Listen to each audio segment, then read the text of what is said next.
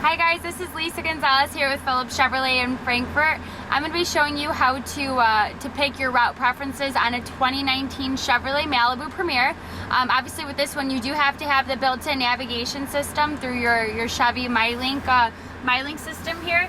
So you're going to go to your main home screen, you're going to go to your settings, you're going to go to apps and make sure your apps icon, go all the way down to where it says navigation.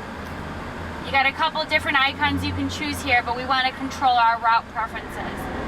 So pretty much what this means is now we have the option to avoid certain things on our route.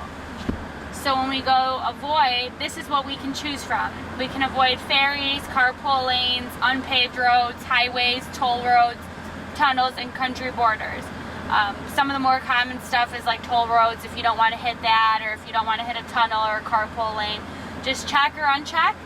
Also, you have the other option to do a preferred route when you have your navigation set up. Most people choose fastest, but if you want to be eco-friendly, you have the option to choose that as well too. And then that is all of your route preferences on a 2019 Chevrolet Malibu Premiere.